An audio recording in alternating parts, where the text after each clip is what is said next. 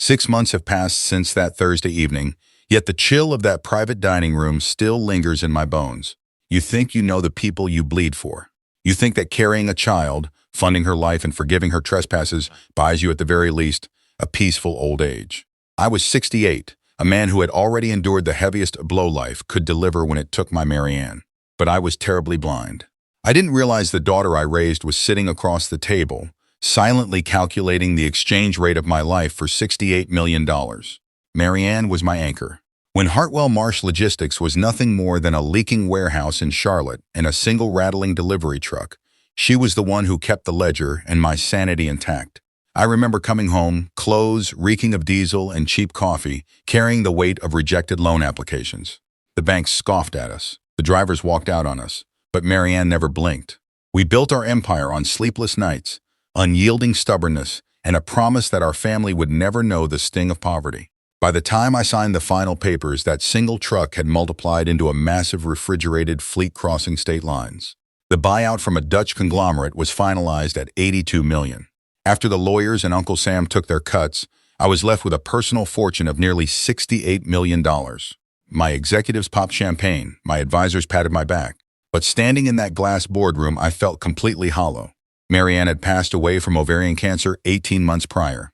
The wealth meant absolutely nothing if I couldn't lay it at her feet. After her funeral, the silence in my house seeped into my relationship with my only child. The bridge between my daughter and me didn't collapse overnight. It just slowly rotted.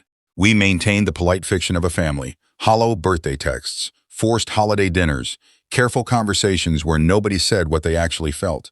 But the genuine warmth was buried next to her mother. That was the status quo. Until the phone rang, weeks before the buyout funds were scheduled to officially hit my accounts. I was sitting in my study, staring at a stack of trust documents when her name flashed on the screen. It had been months since she called me without a reason. I picked it up, bracing myself, fully expecting her to ask for a loan to cover her husband's latest financial disaster. Hello? Dad, are you busy? The voice on the other end wasn't the distant, guarded woman I had grown used to. It was trembling, soft, and terrifyingly fragile. No, sweetie, I'm just looking over some paperwork. Is everything all right? I was going through some old boxes in the attic today. I found Mom's old gardening gloves, the yellow ones with the little roses on them. I closed my eyes, the memory hitting me like a physical blow. I remember them. She wore those until the fingertips completely frayed out. I know, I just held them, and it hit me all over again. I miss her so much, Dad, and I miss you. The silence stretched out between us. It was the first time in nearly 2 years she had spoken to me without an invisible wall standing between us. I miss you too. This house is far too quiet these days. We've let things get so cold between us. I hate it. Mom would hate it too. She would be so incredibly proud of what you've done with the company, Dad. The sale. Everything. You finally did it. You kept your promise to her. A heavy lump formed in my throat. I had spent 18 lonely months waiting to hear someone say exactly that. Thank you. That means more to me than the money ever will. That's why I'm calling. I want us to fix this distance. I want my dad back. Can we just celebrate? Just family. No lawyers. No discussing the trust. No talking about the past. Just the three of us having a quiet dinner. You mean you, me, and your husband? I couldn't keep the slight edge out of my voice. The man had bled her dry for 9 years, treating my bank account like a personal ATM for his failed crypto startups and disastrous boutique hotels. Please, Dad. For me, he wants to toast to your success. He really admires what you've built, even if he doesn't show it right. Let's just have a nice evening downtown. I've already looked into reserving the private room at the Capitol Grill for Thursday. I hesitated. Every instinct I had honed over 42 years of cutthroat business negotiations whispered that timing was everything. Why now? Why the sudden vulnerability and tears just days before my net worth skyrocketed? But grief makes you blind, and an old man's loneliness makes him desperate. The Capitol Grill, Thursday evening. Is that a yes? I heard the desperate hope in her voice. The exact same tone she used when she was a little girl asking me to stay awake just a little longer. Yes, it's a yes. I'll see you there at 7. Thank you, Dad. I love you. You don't know how much this means to us. I'll wear Mom's pearls. I'd like that very much. I love you too. I ended the call and set the phone down on my heavy mahogany desk. I thought I was walking into a reconciliation. I thought the money had finally bought us a second chance to repair what death had broken. I had no idea that when I put on my Navy suit that Thursday, I was dressing for my own execution. The drive downtown that Thursday evening was accompanied by a relentless warm September rain, the rhythm of the wipers doing little to soothe the unexplainable knot tightening in my chest. I had dressed in the tailored Navy suit Marianne always loved, desperately trying to convince myself that this dinner was a turning point. Walking through the heavy wooden doors of the Capitol Grill, shedding my damp overcoat, I let the ambient hum of clinking silver and low conversations wash over me. The matron guided me toward the back, away from the bustling main floor, toward the secluded enclave they called the Hartwell Room. I pushed the door open, carrying a fragile, foolish hope. But the very first thing that greeted me wasn't my daughter's warmth. It was her husband's teeth. He stood up the moment I crossed the threshold, flashing a perfectly polished, entirely hollow grin. He wore a bespoke charcoal jacket and a ridiculously expensive chronograph watch that I knew for a fact he hadn't earned. He extended a hand and gripped mine with an exaggerated firmness, the kind of aggressive handshake employed by weak men trying to project authority. "Richard," he announced, his voice dripping with forced camaraderie. "Tonight is all about you, honoring the empire you built." I looked at his perfectly groomed face and felt a familiar wave of exhaustion. This was the man who had dragged my daughter into a bottomless pit of financial catastrophes. I remembered the boutique bourbon distillery that filed for bankruptcy before producing a single barrel. I remembered the luxury real estate venture that dissolved into a toxic cloud of lawsuits. Each disaster ended identically, my daughter calling me in tears, begging for a bailout. Over nearly a decade, his incompetence had cost me millions. He wasn't a partner to her. He was a parasite, quietly biding his time, waiting for my heart to stop beating so he could inherit the host. I pulled my hand away and turned my attention to my daughter. She was seated to his left, looking stunning in an emerald green dress, the string of her mother's pearls resting against her collarbone. For a fleeting second, the resemblance to Marianne was so profound it nearly broke my composure. I moved to kiss her cheek, but as I sat down across from them, my eyes caught a subtle, repetitive movement. Beside her pristine white plate sat a small black velvet clutch purse. Every few minutes, her left hand would drift downward. Her fingertips would brush the metallic clasp, not pressing it, not attempting to open it, just grazing the velvet as if verifying that whatever secret it held was still safely tucked inside. I am a man of logistics, a man who has spent 4 decades reading spreadsheets and finding comfort in absolute mathematics. When my anxiety spikes, I count. So I sat there and counted her nervous touches. 4 times before the appetizers arrived, 7 times by the time the bread was cleared, 11 times before the main course. Across the table, the second glaring anomaly presented itself. A sommelier arrived and poured my usual full-bodied Pinot Noir. When he turned to my son-in-law, a man notorious for consuming copious amounts of single malt scotch at every family holiday and corporate luncheon, the man casually placed his hand over his glass. "Just a San Pellegrino for me tonight," he declared smoothly. "No ice, a lemon wedge on the side." He picked up the sparkling water, took 2 incredibly measured sips, and then set it down, his eyes instantly darting from my face to my freshly poured wine. I raised an eyebrow, genuinely taken aback. "Feeling under the weather?" I asked. He chuckled, a sound that lacked any real humor. "Never been better, Richard, just pacing myself. Clear head for a big night." Beside him, my daughter let out a sudden sharp laugh. It was a brittle, jagged sound, the exact same nervous reflex she used to exhibit as a teenager right before I discovered she had dented my car or failed an exam. I tried to force the evening into some semblance of normalcy, wrestling the conversation toward mundane topics. He boasted about a custom Range Rover he had supposedly put a deposit on, spending money that didn't exist yet. She asked me about the seasonal maintenance at my lake house, but her eyes nervously flicked to the floral centerpiece before I could even finish my sentence. The atmosphere in that private room was suffocatingly synthetic. It was then that I truly noticed our waiter. He was a young man, tall and precise, moving with the quiet efficiency of a ghost. He possessed dark, intelligent eyes and spoke with a faint European accent I couldn't quite identify. But it wasn't his service that caught my attention. It was his focus. He wasn't looking at us the way a server observes a table. He was watching my daughter with an intense clinical suspicion. As he leaned over to refill my water glass, I caught the trajectory of his gaze. He stared directly at her black velvet purse, then immediately shifted his eyes to my untouched wine glass. The air in the room suddenly felt incredibly heavy. "Let's make a toast," my daughter announced abruptly, lifting her glass of white wine. Her hand was trembling so violently that the liquid swayed dangerously close to the rim. "To Dad, to Mom, and to new beginnings." Her husband mirrored her motion, raising his sparkling water, his eyes locking onto my wine glass with a terrifying, unblinking intensity. I raised my Pinot Noir to new beginnings, I echoed. But a primal instinct, sharpened by years of navigating corporate betrayals, screamed at me to keep my lips closed. I held the glass, smiled, and set it back down on the linen tablecloth without taking a single drop. At exactly 8:30, the muffled vibration of my cell phone broke the suffocating tension. I pulled it from my inner suit pocket and saw my chief financial officer's name illuminating the screen. The timing was impeccable. We were at the absolute precipice of a colossal financial transaction, one that wasn't supposed to execute until the following Tuesday. "Forgive me, I need to take this," I said, pushing my chair back and standing up. My son-in-law leaned back, spreading his arms magnanimously. "The price of empires, Richard. The rich never truly clock out." My daughter's laughter erupted again, unnecessarily loud. "Go ahead, Dad. Take your time, we aren't going anywhere." I stepped out of the Hartwell room, navigating the dimly lit corridor that led toward the bustling restaurant kitchen. Pressing the phone to my ear, I was immediately met with the breathless excitement of my CFO.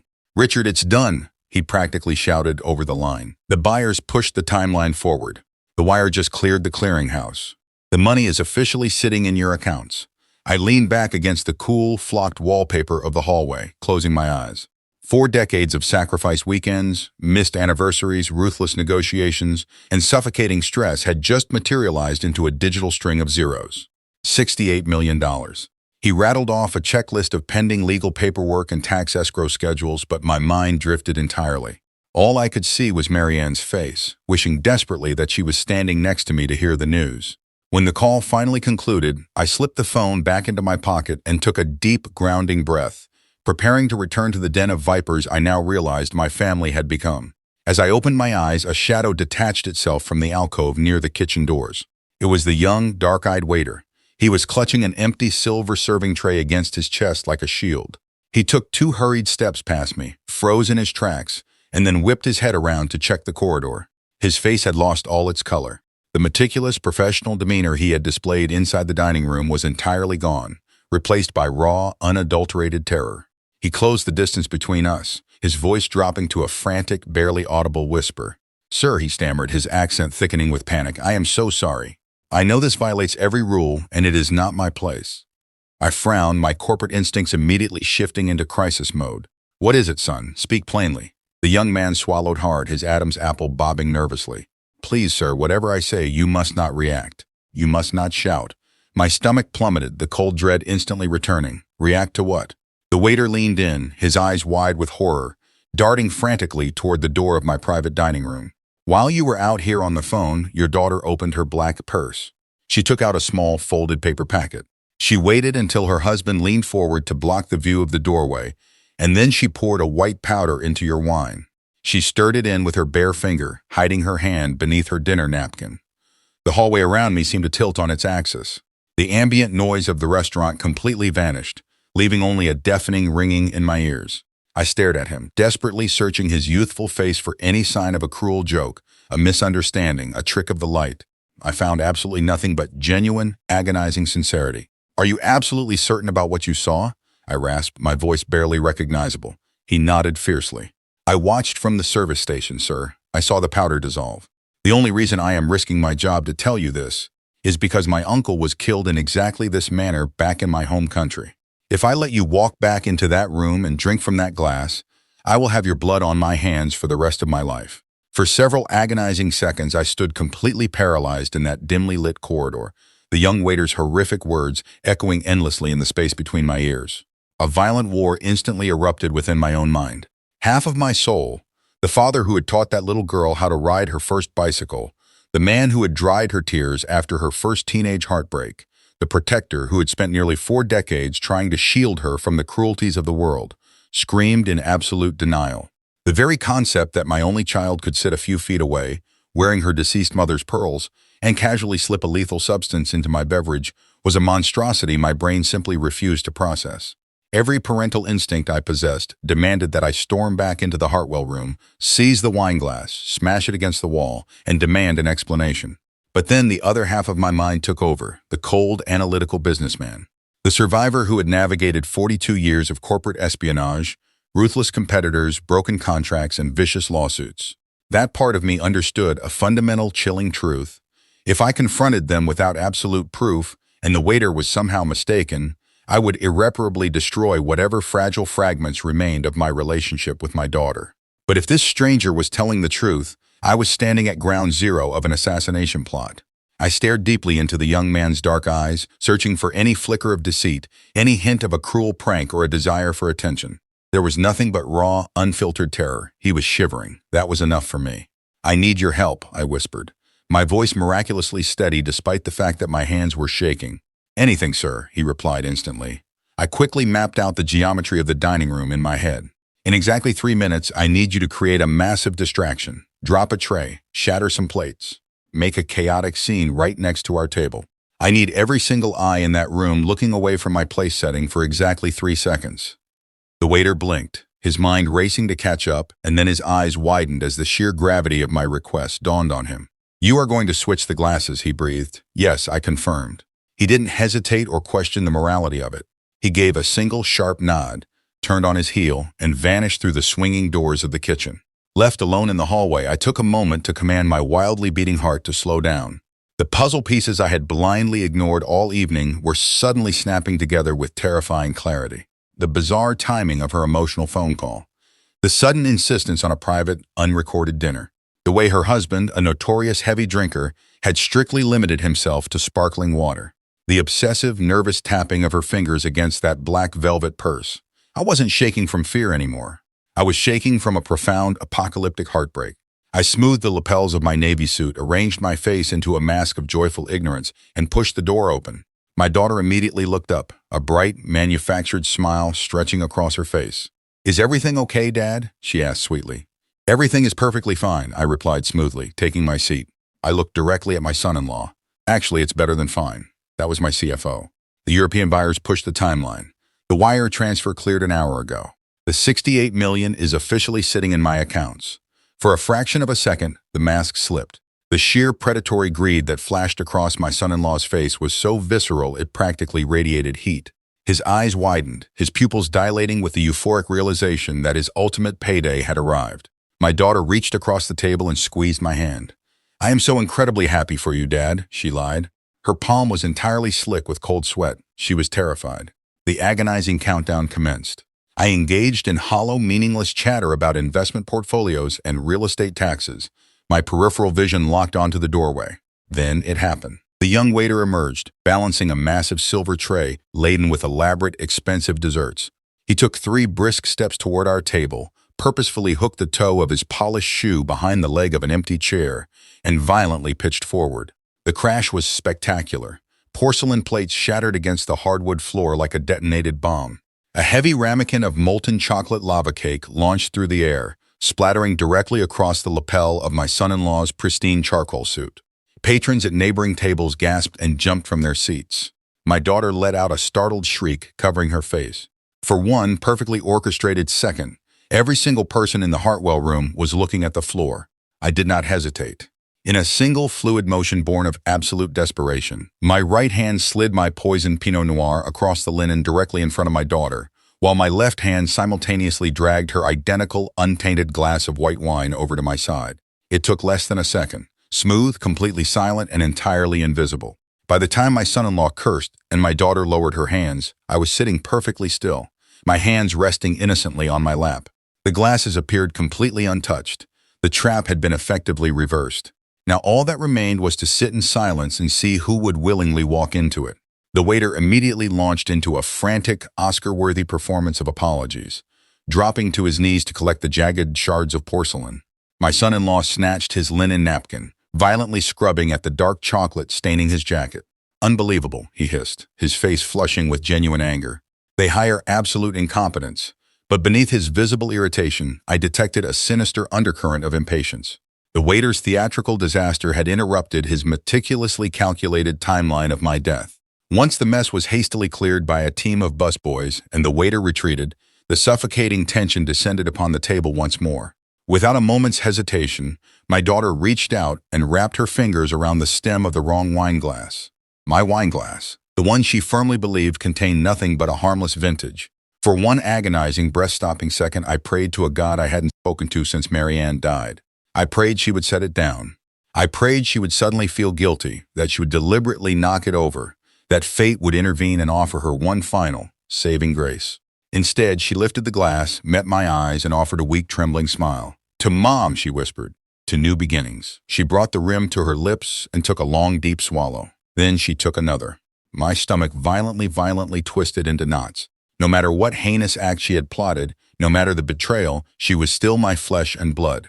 Watching her swallow the poison felt like standing paralyzed on a train track, watching a locomotive hurtle toward a stalled car. I mechanically lifted my own glass, the safe one, and brought it to my lips without allowing a single drop to pass my teeth. "To new beginnings," I echoed quietly. Across the table, my son-in-law settled back into his chair, watching me with the intensity of a vulture circling a dying animal. He was trying to maintain a facade of casual relaxation, but the tension radiating from him was palpable. Every 30 seconds, his eyes would dart from my face down to his expensive chronograph watch. He was waiting for my chest to tighten, waiting for my eyes to roll back, waiting for the moment he would become a multimillionaire. The next 5 minutes stretched into an eternity of psychological torture. We discussed the weather. We discussed travel itineraries. It was the most macabre theater imaginable. Suddenly, my daughter reached up and began aggressively tugging at the collar of her emerald dress. It's incredibly warm in here suddenly," she stammered, her voice taking on a strange, thick quality. A visible sheen of perspiration had broken out across her forehead. My son-in-law let out a dismissive chuckle. "You're always freezing. Now you're sweating? Make up your mind." She didn't laugh back. She reached for her water goblet and greedily consumed half of it. "The water tastes metallic," she murmured, blinking rapidly as if trying to clear a thick fog from her vision. "You're just stressed, honey," her husband replied, his tone dismissive. But I was watching his face closely. He wasn't exhibiting the concern of a loving husband. He was calculating variables. Her physical deterioration accelerated with terrifying speed. Her speech began to slur heavily, syllables blending together into incomprehensible murmurs. She dragged her hands down her face, rubbing her temples with frantic intensity. I don't feel right," she gasped, her eyes widening as genuine primal panic finally broke through the chemical haze. She looked desperately at her husband. I need the restroom." She pushed her heavy wooden chair back, the legs screeching violently against the floorboards, and forced herself to stand. Her movements were brutally uncoordinated, like a marionette with severed strings. She managed exactly 2 agonizing steps away from the table before her knees completely buckled. The entire restaurant seemed to freeze in a horrifying tableau. She desperately clawed at the edge of the adjacent table, sending a cocktail glass shattering to the floor, before her body completely gave out. She collapsed backward, her skull striking the carpeted floor with a sickening hollow thud that echoed over the soft jazz music. Instantly, her arms and legs began to violently convulse, twisting at unnatural, horrifying angles. Screams erupted from the surrounding diners. But amid the total pandemonium, my eyes remained locked on my son-in-law. What I witnessed in that microscopic fraction of a second is burned into my retinas forever. When he leaped to his feet, knocking his own chair backward, his expression was not one of shock, sorrow, or confusion. It was pure, unadulterated panic. But it wasn't the panic of a man watching the love of his life suddenly succumb to a medical emergency. It was the terrifying, cornered panic of an assassin who suddenly realizes the wrong target has ingested the poison. The Hartwell room descended into absolute chaos. Diners abandoned their meals, backing away in horror. "Somebody call 911, a woman shrieked. The maitre d' was already sprinting into the room, his cell phone pressed to his ear. And that was when my son-in-law made his most damning mistake. "No," he bellowed, waving his arms frantically at the staff. "No ambulance, put the phone down. We will drive her ourselves, it will be much faster." His voice was cracking, laced not with desperation for her survival, but with a terrifying urgency to control the crime scene. An older gentleman with striking white hair materialized from the crowd, instantly dropping to his knees beside my convulsing daughter. He pressed 2 fingers to her throat and expertly tilted her head. I would later discover he was a retired chief of cardiology from Duke University Hospital. He looked up at my son-in-law, his eyes narrowing in absolute disgust. "Absolutely not," the doctor barked with commanding authority. "This woman is experiencing a catastrophic neurological event. If you attempt to move her into a personal vehicle, you will kill her." "You don't understand," my son-in-law pleaded aggressively, taking a step toward the doctor. "We have to get her out of here. I can get her there faster." The cardiologist stood up, physically blocking the man from his own wife. "Sir, step back," the doctor warned, his voice turning lethal. Suddenly, the room fell dead silent. Everyone was staring at my son-in-law. The masquerade was over. His behavior had crossed the line from a panicked spouse to something deeply, chillingly suspicious. 11 agonizing minutes later, the wail of sirens pierced the rainy night, and a team of paramedics swarmed the private room. They moved with military precision, checking vitals, shouting medical terminology, and stabilizing her thrashing limbs. As they lifted her onto the mobile stretcher, the clasp of her mother's pearl necklace finally gave way. The string snapped, sending dozens of pure white pearls cascading across the blood-stained carpet, scattering into the shadows like the shattered, beautiful remnants of the family we used to be. As the paramedics rolled the stretcher toward the exit, my son-in-law sprinted after them.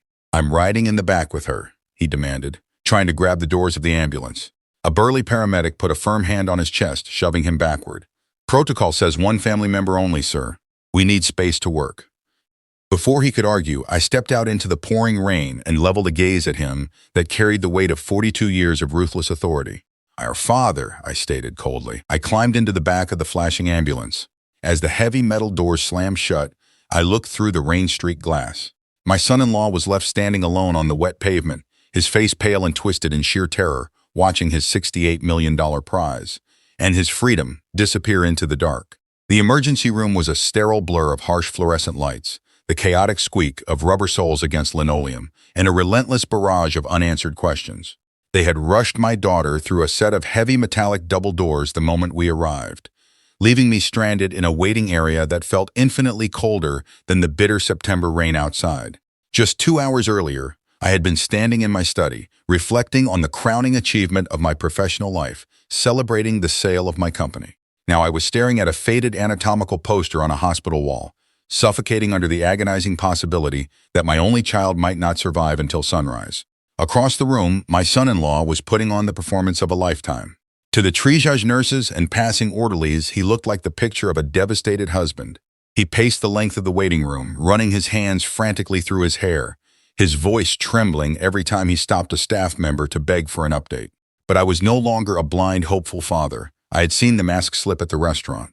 I knew exactly what was hiding beneath his frantic exterior. Every desperate gesture he made was surgically rehearsed. Every tear he forced was a calculated defense mechanism. He wasn't terrified of losing his wife. He was terrified of losing the narrative. Just after 11 o'clock, a young physician in light blue scrubs pushed through the double doors and walked toward us. His posture was rigid, and his expression carried the heavy, unmistakable grimness of a man who was about to deliver devastating news. I stood up instantly, my joints aching from the tension. "Mr. Hartwell?" "Yes," I answered, my heart hammering against my ribs. "How is she? Is she going to make it?" "Your daughter is alive, and we have managed to stabilize her vitals for now, but her condition remains incredibly critical. We had to intubate her to protect her airway. She ingested a massive, severely toxic quantity of a benzodiazepine known as clonazepam, completely mixed with alcohol." The name of the drug hung in the air, cold and clinical. I felt the blood drain from my face. "Clonazepam?" I echoed softly. Yes, it's a powerful sedative. A dose of this magnitude, especially when combined with wine, suppresses the central nervous system to the point of respiratory failure. It could very easily have been fatal. But Mr. Hartwell, you need to understand something important. We ran the toxicology screens twice to be absolutely certain. The concentration of the drug in her bloodstream is staggering. This amount was not accidental. Someone introduced a lethal dosage into her system. I turned my head slowly, locking my gaze directly onto my son-in-law. His face had turned the color of ash. The theatrical pacing had stopped. The fake trembling had vanished.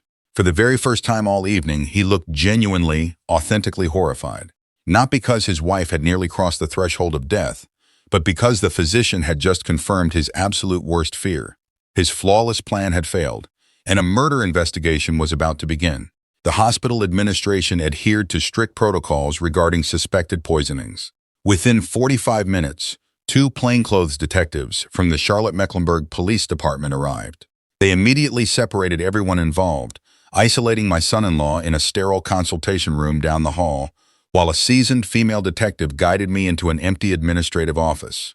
She sat across from me, opened a worn leather notebook, and asked me to walk her through the evening. I didn't hold anything back.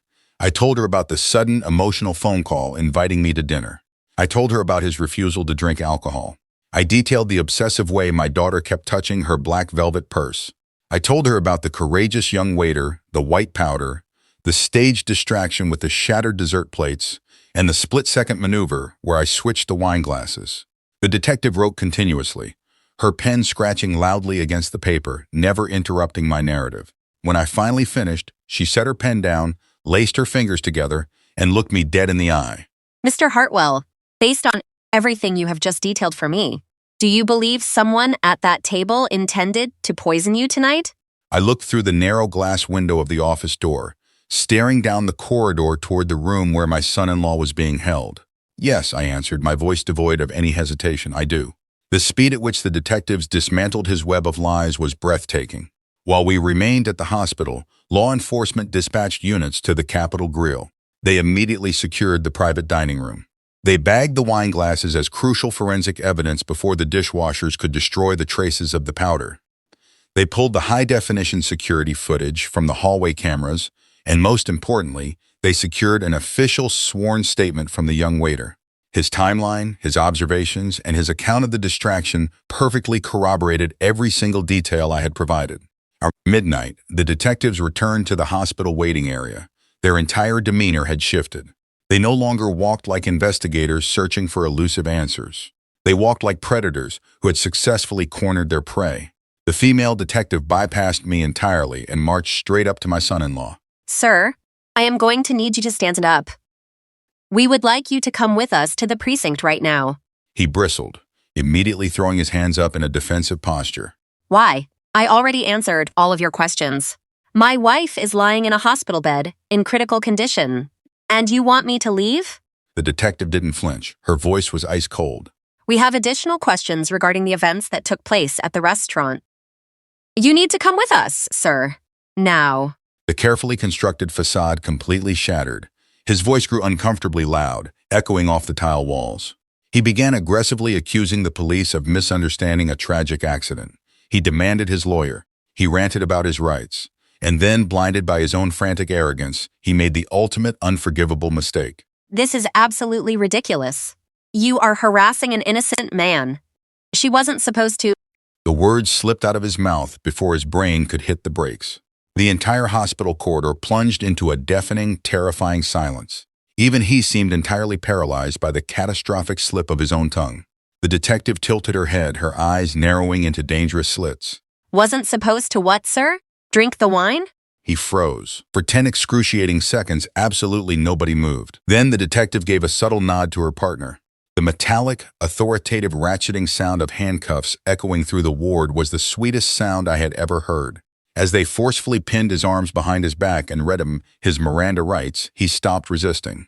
He turned his head and locked eyes with me one final time. All the charm, the fake smiles, the faux respectful greetings, they were all gone. All that remained in his eyes was pure, unadulterated, venomous hatred. It was the look of a monster violently stripped of its disguise. In that singular moment, the darkest truth crystallized in my mind. This was never about family. This was never a genuine attempt at reconciliation. The man being dragged through the hospital doors hadn't just made a momentary, greedy mistake. He had spent months meticulously engineering my murder. In the subsequent weeks, as investigators began tearing through his life with subpoenas and forensic warrants, the true, horrifying scale of his depravity was dragged into the light. At first, the public and the media assumed this was a straightforward crime of passion, a greedy, impatient husband convincing his vulnerable wife to eliminate her wealthy father for an early inheritance. That overly simplistic theory didn't even survive the first week of the investigation. Detectives uncovered evidence that proved my son-in-law hadn't just spent a few months plotting a murder. He had spent nearly a decade building the psychological and financial cage that made my daughter perfectly pliable to his will. The financial records were a massacre. Every single failed business venture, every collapsed startup, every luxurious vacation had left behind a massive crater of hidden debt. But the most sickening revelation was that my daughter had absolutely no idea how much ruin had been executed in her name. Forensic accountants discovered dozens of loan documents carrying her forged signature. Massive personal guarantees had been quietly attached to her private banking accounts. High-yield credit lines had been aggressively drawn against her assets without her consent. By the time the auditors finished their grueling assessment, they calculated over $400,000 in concealed liabilities. He had financially drowned her, and she hadn't even realized she was entirely underwater. But the financial abuse paled in comparison to the psychological warfare. Detectives seized his devices and recovered thousands of deleted text messages. Reading through transcripts of those messages was like watching a venomous spider slowly cocoon its prey. The manipulation had started years ago with tiny insidious seeds of doubt. He would casually suggest that I never truly respected her independence. He planted lies that I cared more about my logistics empire than my own family. When Marianne died, the messages grew significantly darker and far more aggressive. He repeatedly brainwashed her with completely fabricated stories, insisting that I blamed her for my grief, and falsely claiming I had secretly met with lawyers to rewrite my will and leave my entire estate to corporate charities. None of it was true, not a single word. He had systematically isolated her from her therapist, her friends, and her extended family until his voice was the only one she trusted. The final, most damning piece of the puzzle came from the digital forensics on his personal laptop. Several months before the poisoned dinner, he had fraudulently obtained the clonazepam by aggressively faking severe panic attacks to multiple out-of-state doctors. His internet search history was a digital map of premeditated murder. He had spent hours researching lethal overdose thresholds, the chemical amplification of benzodiazepines when mixed with alcohol, and the average police response times in downtown Charlotte. They even found a meticulously detailed Excel spreadsheet hidden in a locked folder. It contained inheritance projections, calculated down to the precise dollar, based on different hypothetical dates of my death. To him, I was never a father-in-law. I wasn't even a human being. I was nothing more than a pending financial transaction. Meanwhile, my daughter remained in a heavily guarded, medically induced recovery wing. Her physical body had survived the poison, but her mind was about to endure an even greater trauma. Day by day, as the authorities carefully presented her with the mountain of evidence, every single illusion she had built her life upon violently shattered.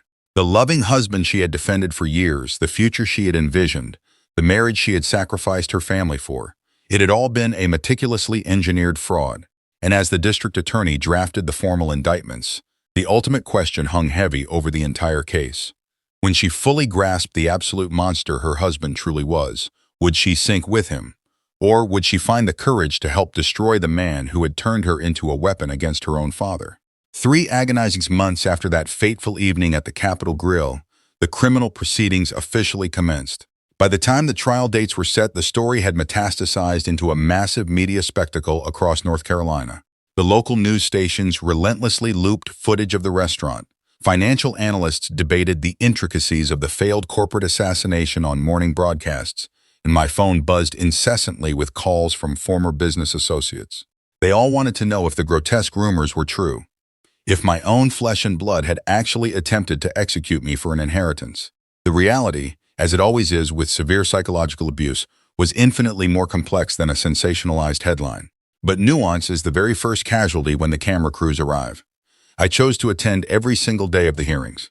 I didn't subject myself to those hard wooden gallery benches because I harbored some vindictive thirst for revenge, nor did I want to gloat over a defeated enemy. I sat in that courtroom because I fundamentally needed to witness the absolute conclusion of this dark chapter with my own 2 eyes. When my son-in-law was finally led into the courtroom by armed bailiffs, the transformation was staggering. He was entirely stripped of the arrogant armor he used to wear. Gone were the $600 silk ties, the tailored charcoal jackets, and the perpetual condescending smirk of a man who believed he was inherently smarter than everyone else in the room. Dressed in standard-issue institutional clothing, the undeniable reality of his situation had seemingly crushed his posture. For the very first time since he had embedded himself into my family, the illusion was completely shattered. He looked exactly like what the forensic accountants and detectives had proven him to be, a terrified, desperate fraud who had entirely run out of shadows to hide in. The prosecution's case was an absolute avalanche of irrefutable facts. Day after day, the district attorney systematically dismantled any conceivable defense. The jury was presented with the forged loan documents, the secret credit accounts, the falsified psychiatric prescriptions, and the horrifyingly calculated internet search histories. They read the deeply manipulative text messages aloud, exposing the calculated psychological isolation he had inflicted upon his wife. Then came the witnesses. The brave young waiter took the stand, recounting the powder and the switched glasses with unwavering conviction. The retired cardiologist from Duke University testified about the lethal severity of the poisoning. The lead detectives laid out the timeline of premeditated murder, Piece by piece, the prosecution built an airtight cage of evidence around him. After several exhaustive weeks, the jury deliberated for a remarkably short period. The verdict was unanimous and devastating, guilty on all charges encompassing attempted first-degree murder, criminal conspiracy, aggravated wire fraud, and multiple counts of forgery. The presiding judge showed absolutely no leniency, handing down a crushing sentence of 27 years in a federal penitentiary. As the deputies securely shackled his wrists and prepared to escort him out of the courtroom, he paused and turned his head toward the gallery. His eyes frantically scanned the crowd until they locked onto mine. Even then, facing decades behind concrete and steel, there was not a single ounce of remorse in his gaze. There was no apology for nearly killing his wife, no regret for the lives he had destroyed. There was only a cold, venomous bitterness. And with that final look, he was led through the heavy wooden side doors, vanishing from my life and my family's future forever.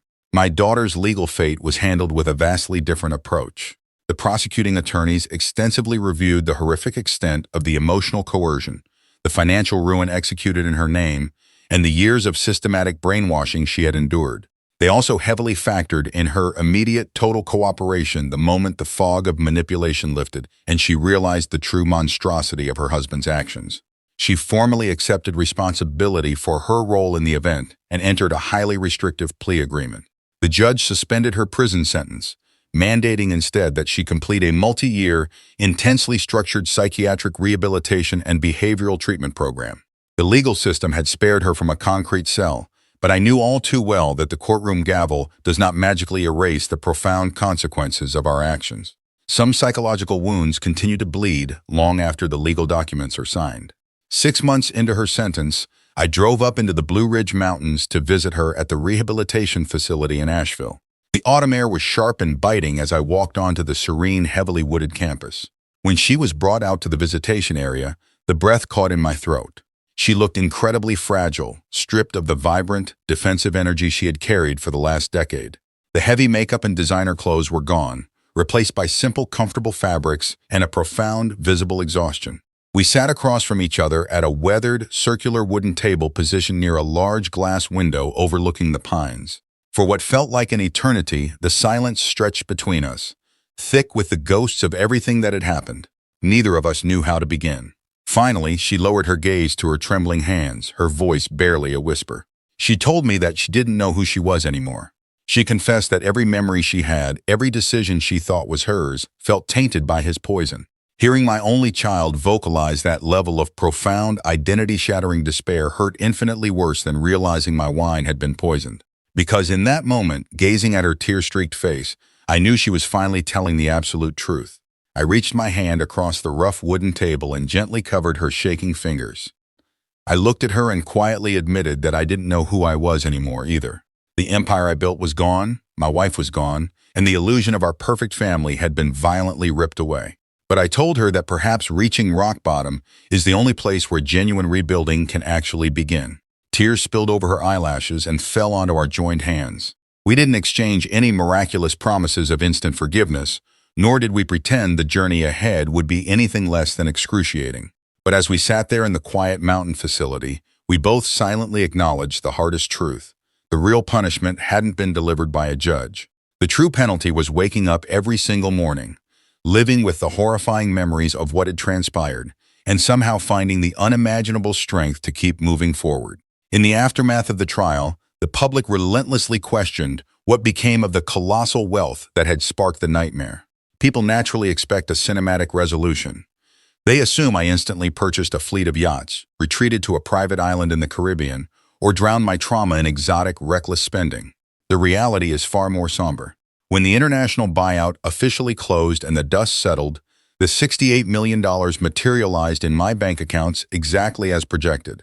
But looking at that staggering number on a digital screen, I felt no sense of victory. The wealth had been irreversibly stained. It no longer felt like the glorious culmination of my life's work. It felt like a terrifying, immense responsibility. It was a perpetual, glaring reminder of the greed that had nearly sent me to the grave. I immediately hired a team of elite wealth management attorneys and established an ironclad, irrevocable trust for my daughter. However, it was not a fund she could simply tap into.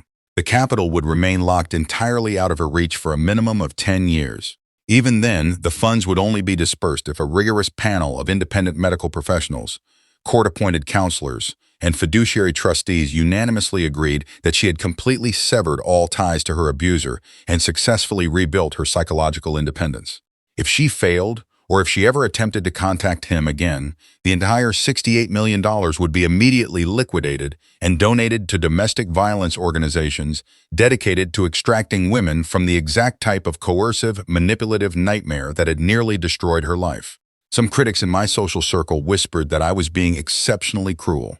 Others lauded me as incredibly generous. The truth is, I didn't care about their opinions. I was completely done with the concepts of reward and punishment. I was simply trying, with whatever time I had left, to do what was objectively right. I also made absolutely certain to honor the silent promise I made in that restaurant hallway. A week after the trial officially concluded, I tracked down the young, courageous waiter and invited him to a private lunch.